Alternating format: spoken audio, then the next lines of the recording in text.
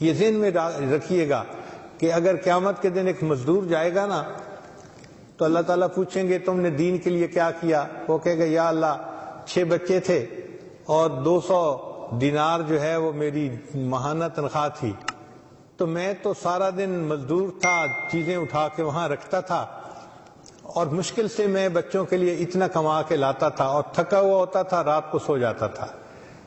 تو اللہ تعالیٰ فرمائیں گے اچھا ٹھیک ہے، تم نے بچوں کو پالا، تم چلو جنت میں۔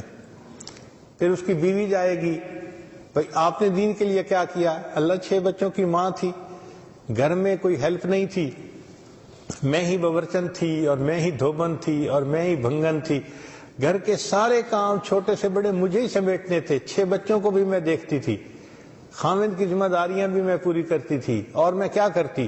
اللہ فرمائیں گے اچھا تو نے 6 بچوں کو پالا، چل تو بھی جنت میں۔ لیکن جب ایسے لوگ جائیں گے نا جو آج اپنے آپ کو ڈاکٹر اور انجینئر کہلواتے ہیں اور کہتے ہیں کہ جی ہم نے دنیا میں بڑی تعلیم حاصل کی اور بڑی اچھی جاب کر رہے ہیں اور بڑی ہماری تنخواہیں ہیں اور فرنچ بینیفٹس ہیں، اللہ تعالیٰ پوچھیں گے بتاؤ میرے بندے تم نے دین کے لیے کیا کیا؟ یا اللہ ہمیں تو ٹائم ہی نہیں ملا۔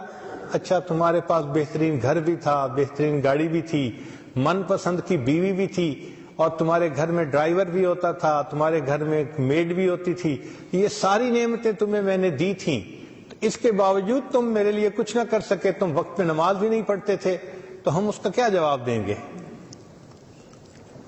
پھر بیوی آگے آئے گی، اللہ تعالیٰ پوچھیں گے تم کیا کرتی تھی؟ یا اللہ بس میں تو نماز بھی نہیں پڑھ پاتی تھی۔ کیوں بھائی؟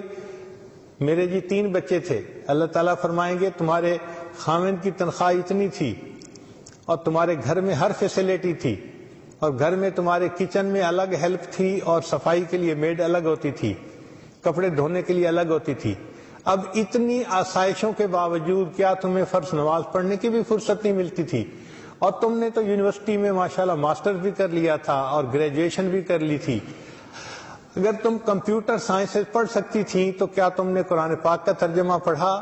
تو وہ کیا جواب دے گی کہ کیا مجھے قرآن پاک آتا نہیں تھا یا میں پڑھنا ہی نہیں جانتی تھی؟ تو ہم جیسے لوگ جو دنیا میں ماسٹرز کر چکے، ڈگریاں لے چکے اور ثابت کر چکے کہ اللہ آپ نے ہمیں ٹریلینز آف برین سیل دیے ہیں، ہم قیامت کے دن لاجواب ہوں گے کہ یا اللہ ہم نے واقعی سستی کی، ورنہ ہم آپ کا دین بھی پڑھ سکتے تھے، سیکھ سکتے تھے، اس کے مطابق زندگی گزار سکتے تھے۔ ہمارے لیے اس میں کوئی مشکل کام نہیں ہے، اور واقعی آج ہم اپنے ٹائم کو ذرا مینیج کریں تو ہم یہ کام آسانی سے کر سکتے ہیں۔